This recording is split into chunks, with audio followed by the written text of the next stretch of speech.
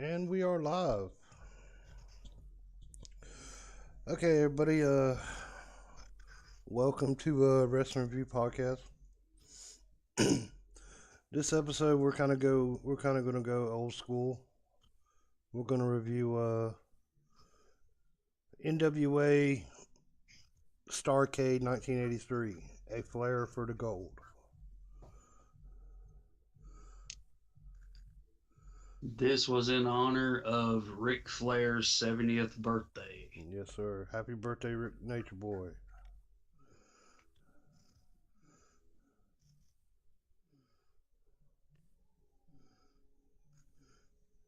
Yep, this was in honor of Nature Boy Ric Flair's 70th birthday. What is this? His third run? This is his third. They said Or is it throughout the second? show that he was going for his third world title in Yeah, this this show. is his third. His third title reign. You could tell a big difference, big difference between this reign from this one to the rest of them that he did. Yeah. This one, to me, he was humble, and he appreciated it, and he was babyface Rick. Mm-hmm. The rest of them, he was cocky, and he knew it was his no matter what. Exactly. And but even though he was cocky throughout the other ones, he knew he could get in the ring and back it up. Well, yeah, all them hour matches every single day of the week with Ricky Steamboat. Even with Dusty, I think he did a couple 1 hour matches. Yeah, he did. Dusty, And Harley, even Harley, yeah. Terry Funk. Yeah, I think the main event in this one was I believe it's one of his shortest. There wasn't many shorter than this that he actually didn't go Yeah, all the distance. it was still a long match, but it was short compared to the rest of the Ric Flair matches. Okay, we'll go ahead and get into it. 5 people watching. Welcome, everyone. Welcome. Oh yeah, if y'all could hit that like button, go right ahead. Hit the like button. Okay, the first match. This was I recognized the one team, but I had no idea who the other one was. The Mask Assassins. I got the names wrote down. It was. Let me find the paper here. It was the Masked Assassins versus Rufus R. Jones and Bugsy McGraw. Yeah, I knew who the Masked Assassins was. I remember them a while back. I remember them a long time ago. The other two, I really had no idea who they was. The one guy kind of reminded me of Rocky Johnson, how he did a mix between Rocky Johnson and Dusty when he did the flip flop and fly and stuff like that. Yeah. Kind of more like Rocky Johnson. I know Rufus R. Jones. I think that's the one you're talking about. I believe that's who he was. Yeah. Yeah, because Bugsy was the guy in the gray and black tights. I said these are just some really You can old. definitely tell before we review this match. You can definitely tell this whole pay-per-view the way the business was back then compared to the way it is now.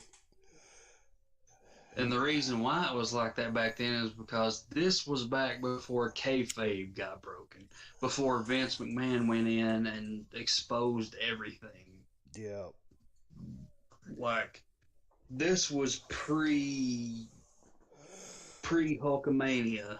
Yeah, Hogan was. WWE. Yeah, Hogan was in AWA still at this point. Yeah, he was getting ready to go to WWE because this pay-per-view here was on Thanksgiving Day in 1983, and Hogan won the WWE title in January of '84. Was this wasn't this the year he did Rocky 3? Yes, this was the year he did Rocky 3. Yeah, this was the year off. Yeah, he got fired. Vince Sr. fired him when he did Rocky 3. Yeah, he filmed it like about a year before, but it released in '83. Yeah, I remember Thunderlips. Yeah. The ultimate male against the ultimate meatball. I love that character. I've always loved that character. I did too. How they never did do that in actual wrestling company, I'll never know. Yeah, this wasn't really. It's weird seeing now the old. They didn't even do a finisher in this match. They rolled them up and won. Yeah. Beat down. Back then, it wasn't. The match wasn't about like moves and stuff like that, spectacular moves. It was about the story of the match. Like, yeah, what story are these people telling you in this match? Like the expression on their face of what pain they're in and everything. It was good storytelling. I give it that. It was really good storytelling. It was just a bunch of beat down and beat down and beat down, and then the other guy comes back, and then he gets beat down again, and he comes back. It was pretty good. I kind of like the ending of it a little bit. Somewhat after the bell. I think, was this another one where they beat the crap out of him after the bell, or was it?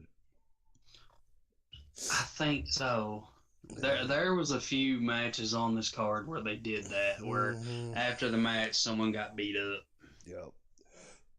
Yeah, I think this wasn't the first match on the card that did this.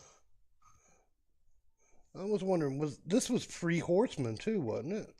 Yes, it was. That's what I thought. I don't even think Arn Anderson was even in the company yet. Yeah, I didn't see him. I think he was still working in Florida.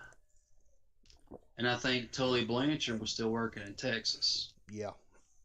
Yeah, he was working, WCCW with the Von Erichs? No, he was working his father's territory, his father's company.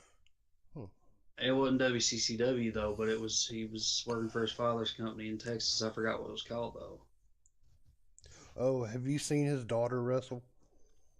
Yeah, Tessa Blanchard. Oh, she's badass. I've been a fan of hers ever since she was in NXT. Yeah, I don't know why she didn't stay. I don't know what happened there. She didn't stay because they wasn't going to use her. They just, I can't remember if they released her or she quit. But Triple H dropped the ball there. They wasn't going to use her. Yeah, Triple H dropped the ball. Triple H. It wasn't Triple H. It was Vince. No, he dropped the ball there big time because that girl. Triple H wanted to use her. Yeah, because they was going to do the horsewomen. Yeah, they were going to do actual horsewomen. Yeah, like from the guys and the horsemen that had daughters. But as far as I know, the only ones that had daughters in the horsemen were Tully and it would have been those two, and then because Bailey wasn't supposed to be a horsewoman. No, she wasn't. It was supposed to be Charlotte, Becky, Nessa, and Sasha. Yeah. Okay. I know Paul Ellering's daughter wrestles now. Yeah. Precious Paul Ellering's daughter. Yeah, he's in NXT too, ain't he? He was back when Authors of Pain was there, but afterwards he's disappeared. He got to be getting old too. Yeah, he's been around for a long time. Okay, match number 2, a tag team match. Johnny Weaver and Scott McGee versus Kevin Sullivan and Mark Lewin. Yeah, Mark Lewin. Yeah, the only one I knew on this match was Kevin Sullivan. I knew who Johnny Weaver was because of there was a hold in the wrestling business called the Weaver Lock. And Dusty Rhodes had learned that move. There was a story back in the 80s where Dusty Rhodes was going after Lex Luger for the NWA United States title. Yeah. And Dusty Rhodes said, Lex Luger, I've been learning from the one and only great Johnny Weaver. He taught me the Weaver Lock. He taught me the Weaver Lock, baby. You may be chiseled out of granite, but I'm gonna tell you, baby, you gonna be looking as ugly as me once this is over with, or something to that degree. That's pretty good. That's pretty good. Yeah. I have wined and dined with kings and queens, and I've slept and alleyed and dined on pork and beans. Yeah, I had pork and beans tonight. Okay, I guess this was before. Was this Sullivan, that dark gimmick that he did? He didn't ever do that He in still WWE, did he? had the dark gimmick because he had that feud going on with Dusty like years before. He had a feud going with Dusty a few years before. Yeah, that's whenever And he was like dark back then. Yeah. And he got even darker. Seen yet. That was like late 80s, early 90s.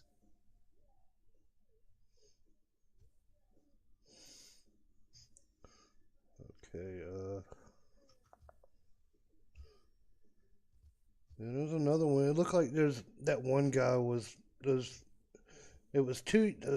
One team had one young guy, which was Kevin, and then the other was a really old guy.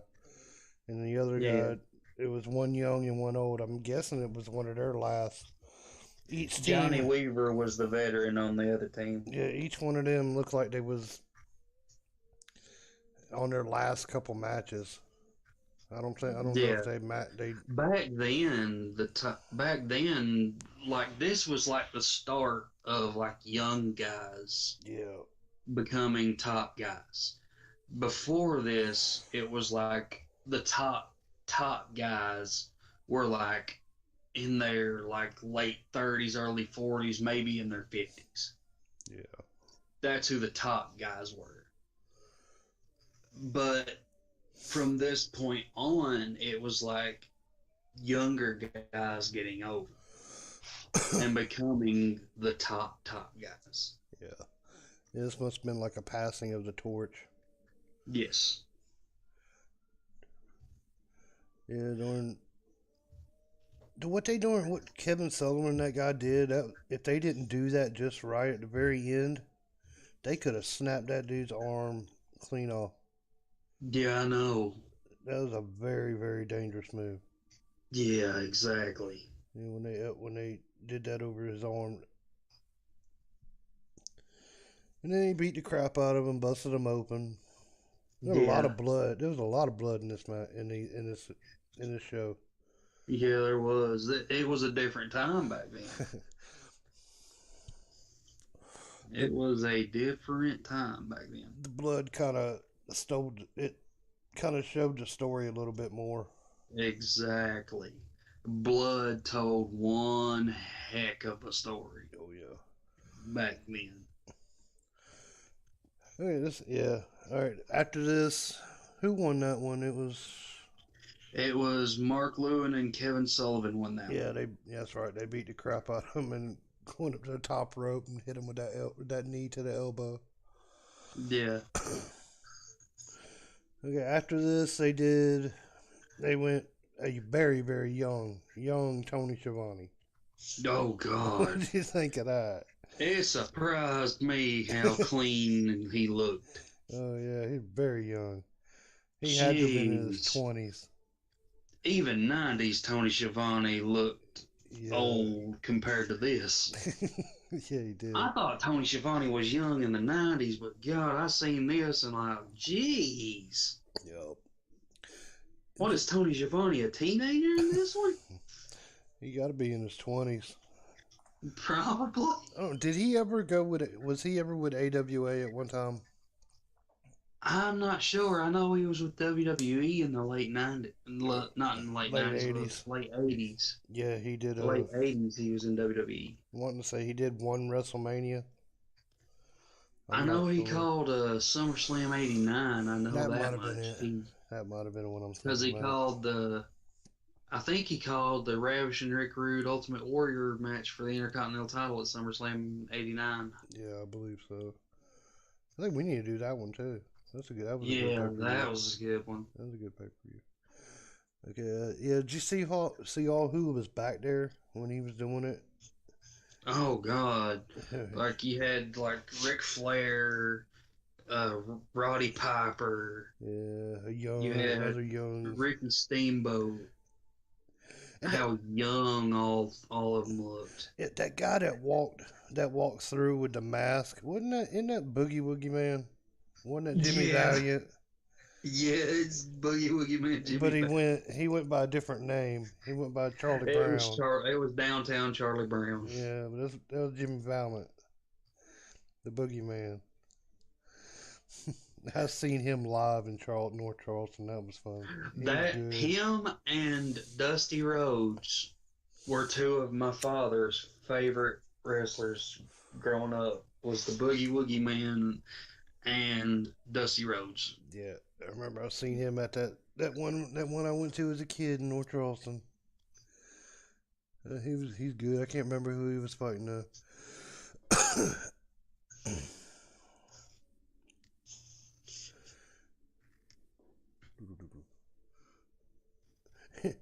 like I was telling you about the people that they sort of interviewing people from the crowd. That just seemed like it was so awkward. They had no idea what to talk about. Nothing. Mm. He just seemed like they was so out of place. Yeah. And then yeah, he did the when he was interviewing he interviewed champion Harley Race Mm-hmm. and another young U.S. champ Greg the Hammer Valentine. Yeah. Good Lord, God, how he's young too. Greg looked. God Almighty. And then It's a shame looking back then at Greg and the way he is now. It's a shame the way he is now. well, God Almighty, he's got to be what 70 now. That ain't what I'm talking about his age. I'm talking about like he's like really messed up right now on drugs. Yeah, that's true. Yeah, I've seen some pictures of that. Like him and Brutus Beefcake. There was pictures of him and Brutus Beefcake like doing all kind of drugs together. Well, Brutus got hooked whenever he got into that accident. He never come out of it. Mm-hmm. Yeah. Yeah. When he was in WCW, he was a drunk. Oh yeah, definitely. That's when Brutus was a drunk back then. Mm-hmm. Okay. The match number 3. Carlos Colon versus Abdullah the Butcher. Carlito's Primo and dad. Epico's father. Yep. This feud went on for a long, long, long time. Yeah, exactly. Them Went two- into different promotions. Them two hated each other. Exactly. I know why, because Darn Abdullah gave him darn hepatitis. Mm-hmm. Abdullah used to do that a lot. He would make people bleed. He would just do it on purpose. Cut them with dirty razors and dirty picks and all that. That match. There's another one that I never would have thought Darn Abdullah would move so quickly to be such a big guy. Yeah, I may not. I'm just gonna go off on the record here and saying I have no love at all for Abdullah the Butcher. Nah, I know what you mean there. But I can admit that for a guy his size, he was freaking agile as can be. The only reason I don't like Abdullah is because there was a video they had sent him the contract, he had signed the contract, and they told him, finish up your bookings for whoever you got bookings with, and then we'll start you up here. One of his bookings he had to finish up was he had a match with Abdullah the Butcher. He ended up getting hepatitis from Abdullah. Yeah. And I think what it was is not only did he not end up getting the job because of the hepatitis with WWE, I think also like his girl left him or something like that. I think. Yeah, because she thought he cheated on her. Yeah, I think you know what I'm talking about. Yeah. But oh Yeah, man, that's what I ever was getting since at. then I'm like, yeah. Like I said, he did it on I don't know if purpose. I'm allowed to cuss on this, but it's like, Go ahead. excuse my language, everybody, but I was like, fuck Abdullah. Yeah, he did. He used to do that on purpose. That's why he got banned from Puerto Rico, and I Exactly. think that's why. I think he ended up getting banned from Japan because of that. Yeah.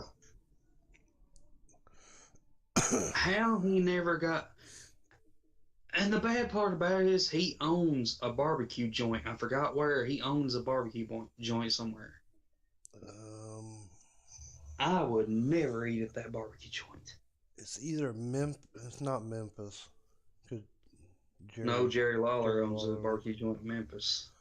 I can't remember what. It's somewhere down south, I believe. I think it's in St. Louis. Maybe I don't. I can't remember.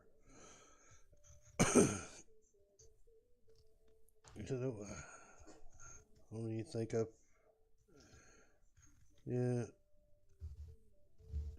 yeah. Carlos had him in a figure four, and then somebody came down, and that looked like a cologne that come down and smacked him upside the head. It wasn't. It was, I forgot his name, but he managed Abdullah the Butcher full time. I forgot his name. Because they showed him in Abdullah the Butcher's video package when they inducted Abdullah the Butcher in the WWE Hall of Fame. I, I forgot his name, but one of the things the guy said was, they hate Abdullah the Butcher. That is a compliment.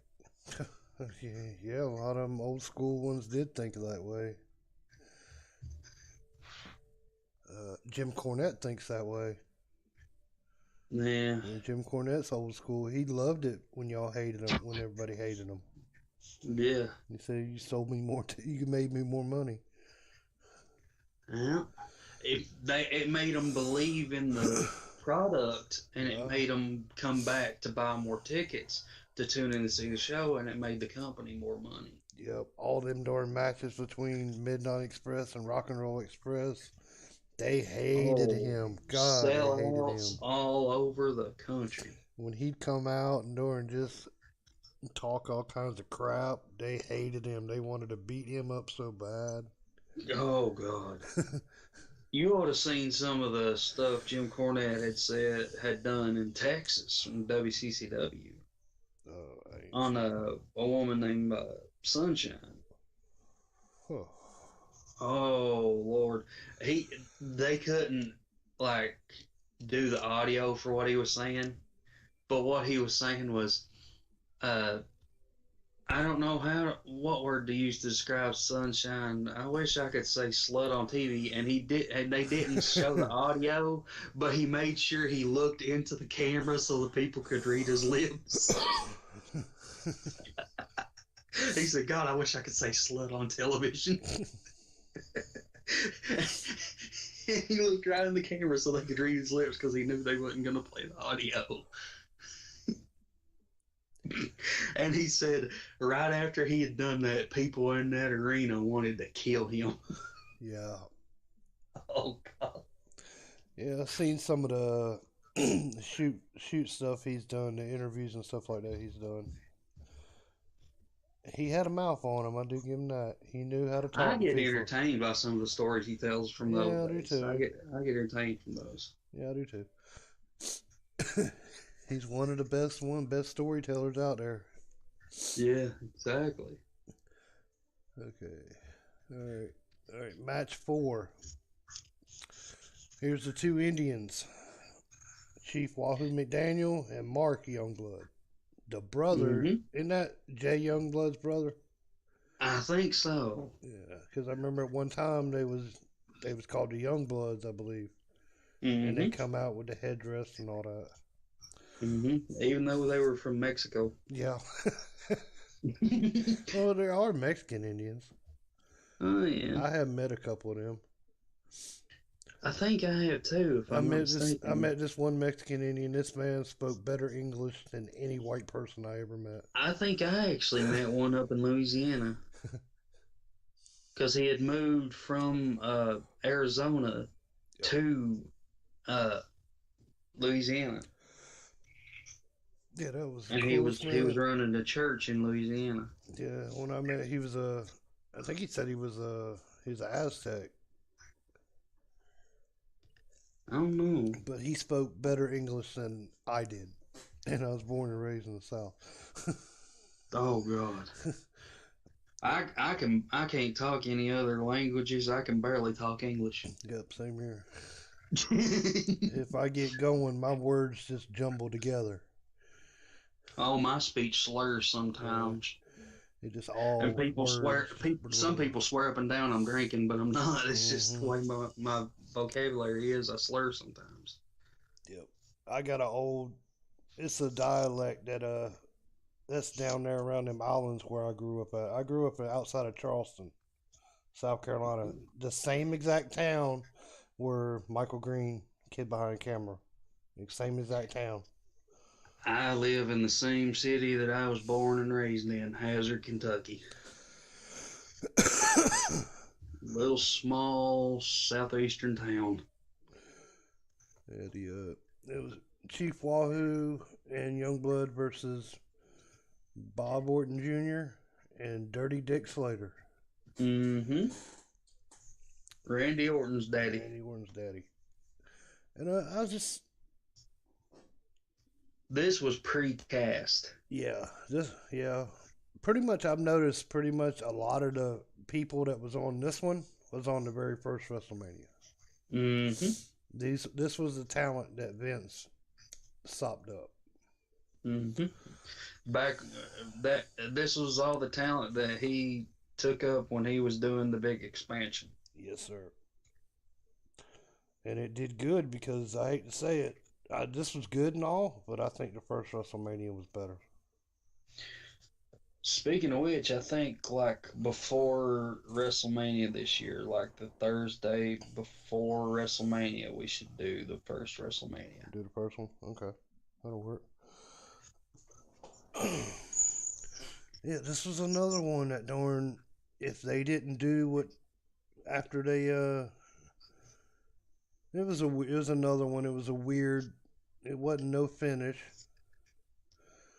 I guess it was kind of a finish. He did a superplex off the second rope. Yeah, that was Bob Orton's finisher back then, was superplex. Yeah, and he just floated over and got him.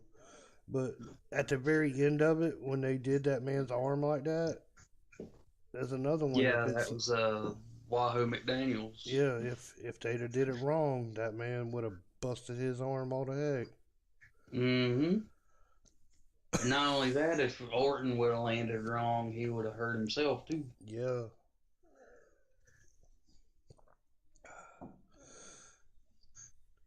All right, match number 5. Downtown Charlie Brown, aka Boogie Woogie Man Jimmy Valiant, versus the Great Kabuki. Yeah, Great Kabuki. He's from Japan. Mm-hmm. Wasn't that the was that I'm wanting to say that was like the mentor to Great Muda. Mm-hmm. That was pre-Great Muda. Oh, it was him. No, it wasn't Great Muda. It was like Yeah. It was like the character before Great Muda. Yeah, I always thought that was the guy who trained him. I may be wrong. Yeah, it was. That's what I thought. Yeah, I'm almost certain it was. That's what I was thinking. He trained him, Great Muda, Jushin Thunder Liger, and I think there's a couple of them from Japan that I can't remember their names all the way. But he had a big. They do things a little differently in Japan. You know that.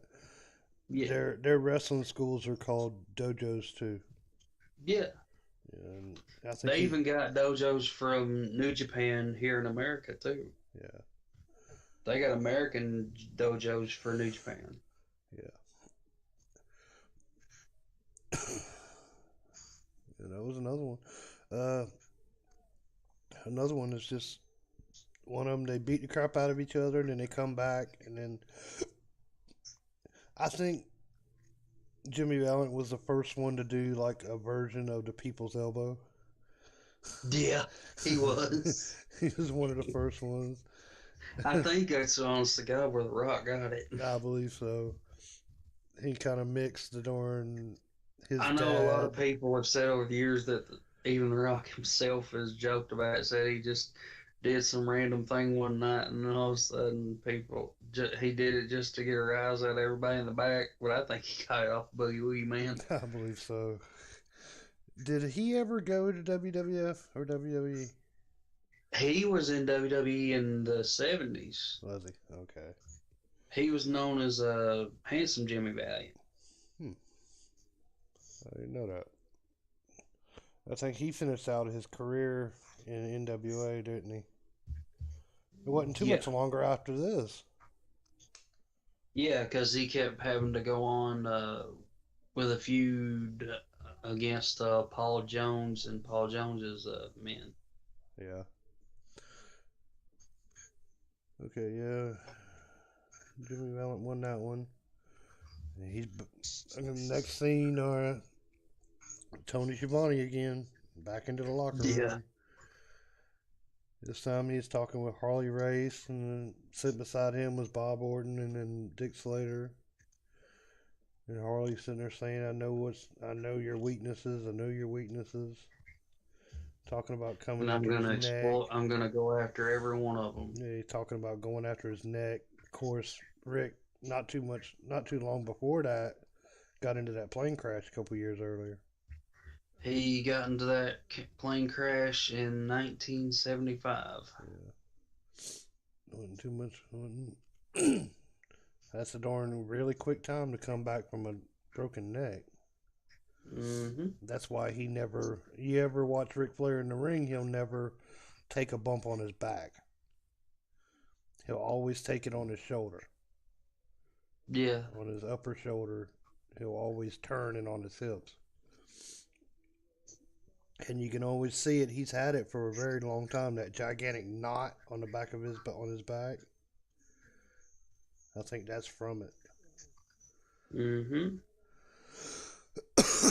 And then after that, Dusty comes back and starts talking about how he's gonna challenge the winner.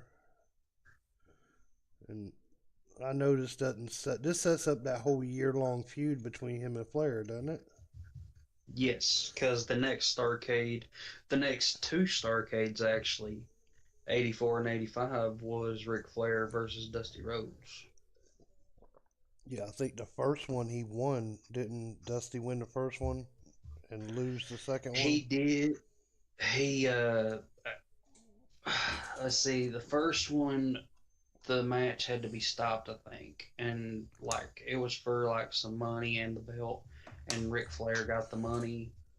And then the next one, they thought Dusty had won.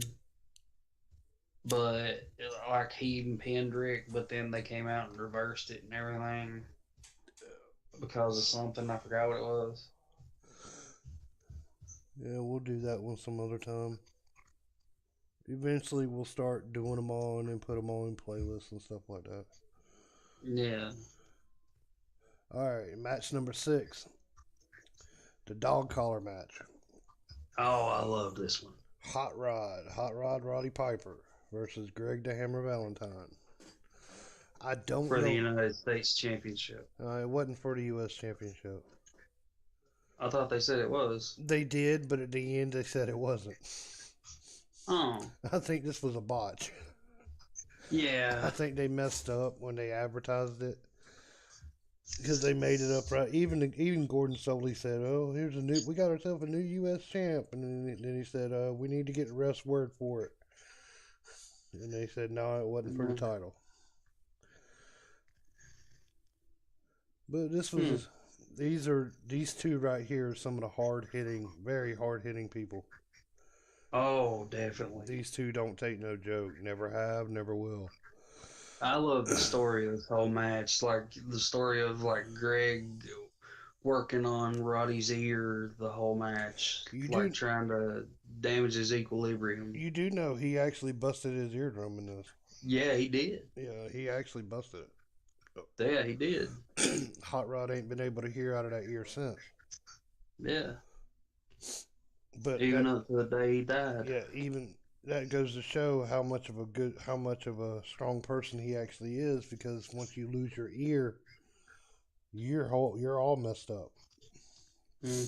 You can't see straight. You can't walk straight. You can't do anything straight anymore. But he did. He hurt the crap out of him with his ear. That thing was pouring out blood.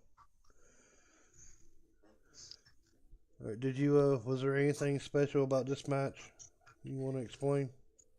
I loved, like, there was one part that I saw where, from both guys, like, there was one where Roddy was wrapping the chain around Greg, and, like, part of the chain was, like, in Greg's mouth. Yeah, that was a And, good like, story. and, like, when Greg did it to Roddy, like, the chain was around Roddy's eyes. Yeah, they And told a good story. I love those visuals they did for those. And you could see the looks on their faces when they did those. Yeah, this match I believe would have been so much better live than on TV because you would have been able to see those expressions close up. With a camera, it was so far away you couldn't see it and all that really that good.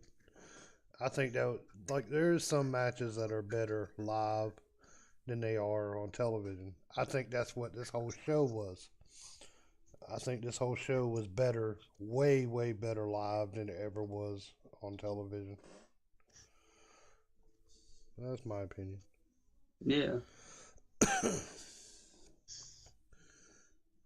Yeah, and on like the ending of it, when Valentine got Piper in a sleeper, Piper wraps the chain around his hand and pops him in the head with it. Then he Valentine kept doing them big Valentine elbow drops like he always does. Got up on the Hmm. second rope and that didn't work.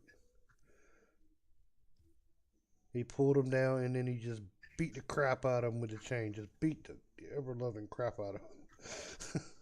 That was a beat Yeah. down. It was a beat down finish. Hot Rod said, "Nope, that's it. I'm done." And he just beat the crap out of him. Yeah. And then he beat him. Yeah, exactly. But I think this is one of them that were at the end of it. He got jumped. He went to get out of the ring, and Valentine grabbed him, started choking him out, beating him with a chain and all that. I don't know how many more times these two fought after this match. I think right. No, actually, I think Roddy did win the U.S. title because I remember watching something where he had won the title, but after this pay per view, he had gotten the call to go up to Vince Yeah, yeah, in WWE, and he told the NWA, and the NWA told him, "Well, look, if you're going to go up there, you need to give us our belt back." yeah. So he did win the U.S. title because he had to give the belt back, and then went to Vince Was this his to. was this his last match in NWA? I'm pretty sure it was because he went up to Vince to do managing before he could wrestle, and he still had a damaged eardrum when he was up there at. Like the Huh. injury was fresh when he went up to Vince, so I think this was his last match, and it was for the U.S. title. That might have been why it was so wonky. That might have been why they didn't tell the announcers all that, and then they just went with it like nothing was going to happen. Yeah, so yeah, he won the U.S. title because they told him he had to give it back. So So Hot Rod yeah, is a darn multi-time champ. yeah. I only thought he won the darn Intercontinental title once. No, he won the U.S. title in '83. Then he won the Intercontinental title in '92, and then he won the U.S. title again in '99. That's right. They did stick the U.S. title on him at the end. That was good. I'm glad they did that. Then he did the tag titles in '06 with Ric Flair. God damn, you got wrestling knowledge, dude. Hey, Okay, I got a passion for it. What can I say? okay, match number 6. What was they called? I'm wanting to say Fabulous Briscoe Brothers. No, they were just the Briscoe They're brothers. just Briscoe Brothers against Yeah. Ricky Steamboat and Jay Youngblood. Yep. Ain't got much written on it. This is classic Ricky Steamboat match. He out wrestles pretty much anybody that he gets put in a ring with. Exactly. It's all technical. This was That man, I loved Ricky Steamboat. Oh yeah, I do too. One of my favorites of his matches was the Chi-Town Rumble match, him and Ric Flair, where he won the world title from Ric Flair. Yeah, that was a good one. That was a really good That's wrestling. one of my favorite matches. That's a really good wrestling match right there. There wasn't really Both of them pouring the sweat by the time the match is over with. Yeah, because that was outside too. Oh, That jeez. was a really hot day. And going for an hour in that. Oh yeah, them two. Jeez. They set the bar. That's why everybody, all them other ones, looked up to them. Jim Cornette has even said that's one of the matches he shows whenever he would train wrestlers. Mm-hmm. That was one of the matches he would show in training class of what you should do and what you shouldn't do. That's one of the matches he would show, like, study this match and learn from these two. Yeah, because nobody's done it better. That match is even better than the Ricky Steamboat Macho Man match at WrestleMania 3. Yeah. And that was a good match. I loved both of those matches. Yeah, but I think that one's better. Yeah. Yeah, he didn't do much flying around in this one. No, he just did a bunch of martial arts in this one. The only flying around they did was the finish, and that kind of reminded me of a Rocker's finish. I know back then you didn't see much aerial moves in the wrestling business back then. Very rarely did you ever see aerial. Okay, hey brother, it was more ground and pound back then. Hey brother, can you continue this on for a little bit? Yeah. I'll be quiet. I gotta go put my kid to bed. He just got up. Alrighty, man. Yeah, go just carry it on. Alright. Yeah, try not to be quiet or nothing. I just keep it going a little bit. Alright. Oh. Yeah, everybody just stay right there, keep with us, guys. Hawkeye will return momentarily.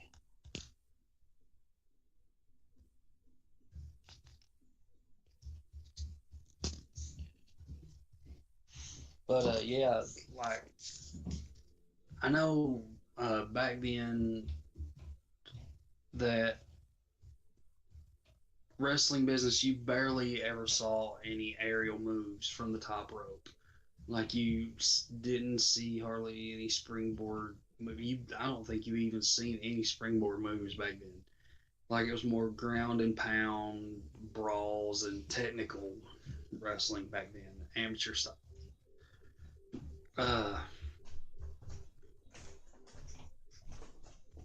But it was a different time back then in the early '80s. But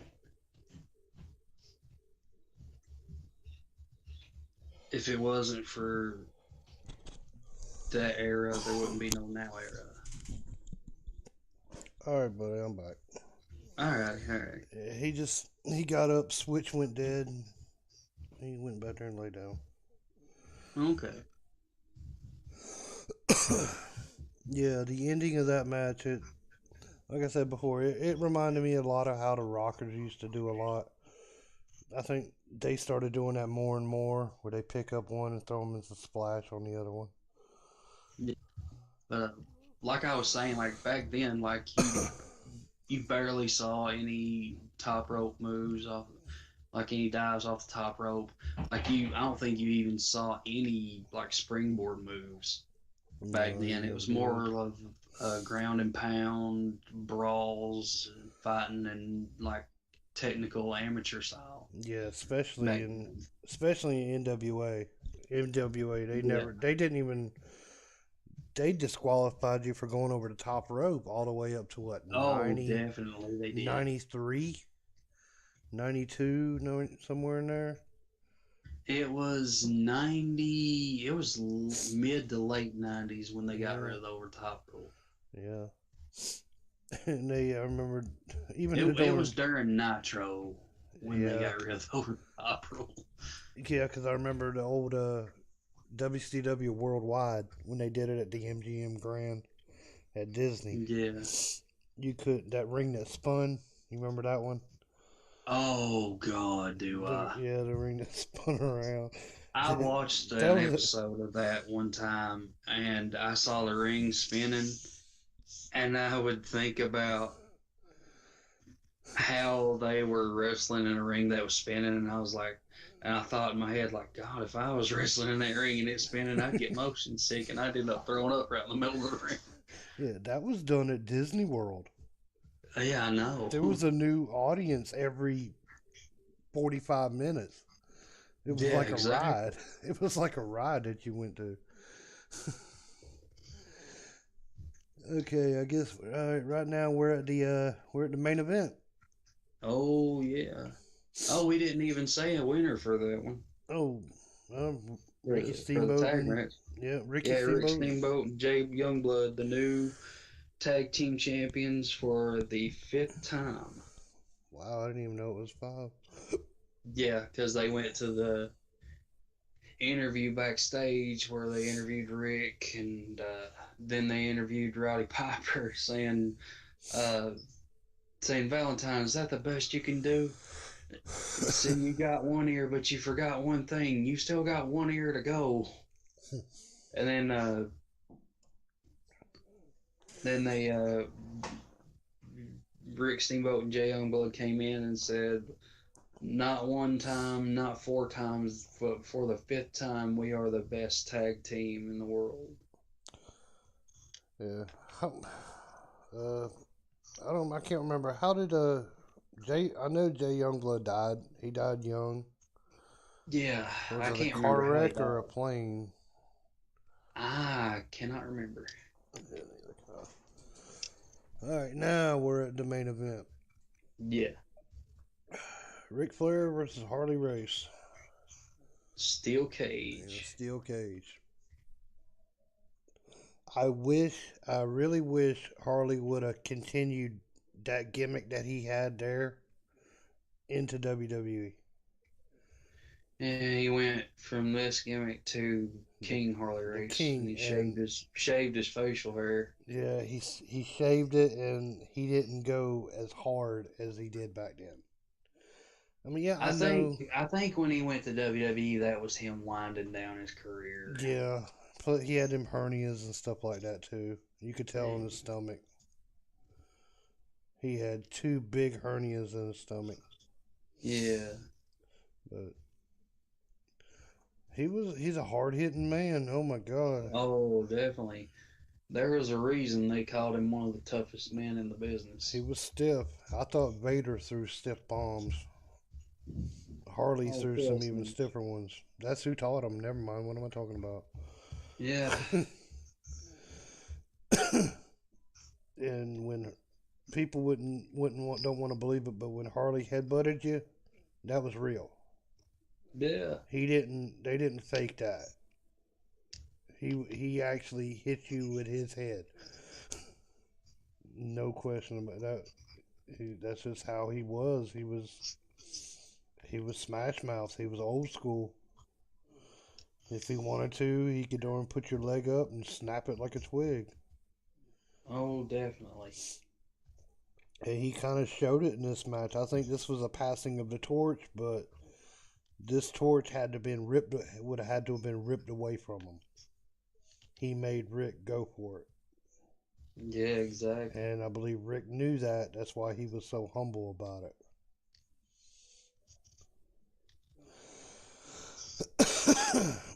I think there was only one.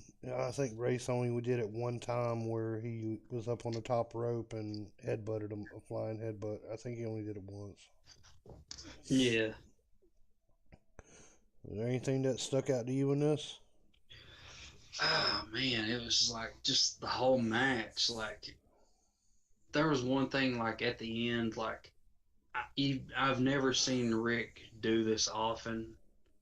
Like there's been a few times I've seen him do it, but it's very rare when he does do it. Is when he went to the top rope at the end and he came off with a crossbody. Yeah, he usually gets caught every time by doing that. He usually gets caught. There's not many times he did. He did it once in the, I think at WrestleMania with Shawn Michaels. I think he did it once there, and it hit I him. think so. And I think he did it with Triple H a couple times when he fought him. But they was doing that just for him to show off. He wanted to show off. Yeah. They let him do it. Of course, that's how wrestling goes. But yeah, he went up to the top, did a crossbody, and it didn't quite. It was kind of botched a little bit Yeah. because he ended up doing like a head scissors or something like that. Mm. Like his midsection didn't hit Harley, his legs did. Yeah, he ended up doing like a head scissors without even realizing that he did it before head scissors was even a thing.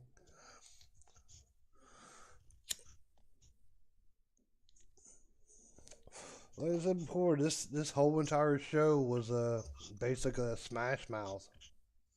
Yeah, That's pretty exactly. much all it was, just beating the crap out of each other.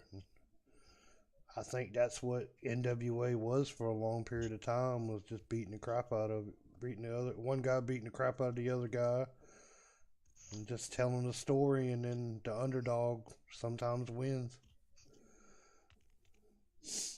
And I think that's what Rick was for this entire climb back up to the top.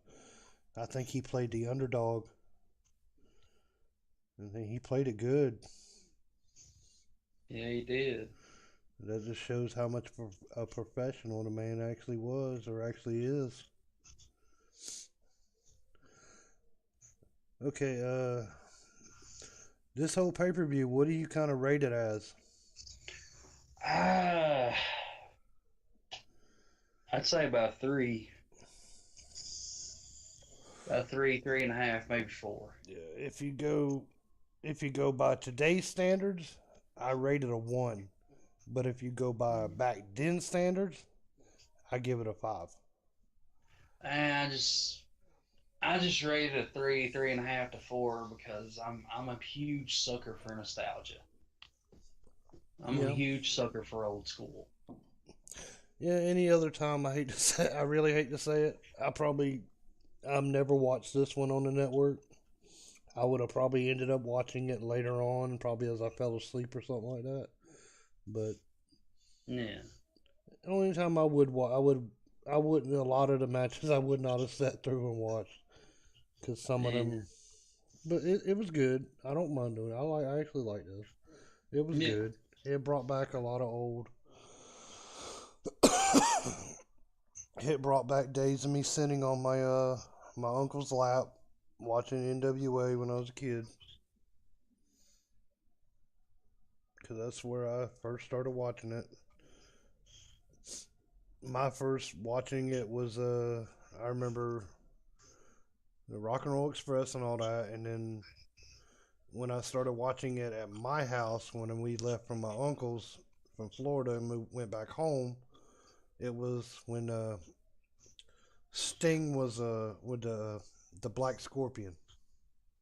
Yeah, that was in 1990. Yeah, that's when I started getting into that, and then after that, I believe one of the greatest factions that WCW ever did, besides the Four Horsemen, was the Dangerous Alliance. Oh yeah, definitely. Yeah, I think they need to be in. If they're going to put alliances and factions into the Hall of Fame, I think they need to be in there. Yeah, exactly. If anything, Paul Heyman needs to be in the Hall of Fame. Yeah, exactly. Because Paul Heyman he was one of the best photographers. He was one of the best managers. He was one of the best mic talkers ever. Yeah, exactly. Okay, I guess that's about it on this one. What are you thinking about for the next one? Uh, Night of the Skywalkers, Starcade 86, You want to do another Starcade? Midnight Express versus the Road Warriors scaffold match. Okay, we can do that. No, wait, no. I tell you what, let's go a little bit different here. Next week, we'll do IWA King of the Deathmatch 1995. Yeah, we can do that. All right, y'all heard it here, folks. All right, last words, Animal. Oh, Lord. Last words. Have a good night, everybody. That's all I can think of right now. I'm so tired. All right, y'all. This will end another one. We'll come back next Thursday and do another one. We'll do the King of the Death Match. And as always, y'all, if you like this, please leave a like, leave a comment down below. Tell us what you think of it. I'll catch you all on the next one. Love y'all. Peace out, everybody.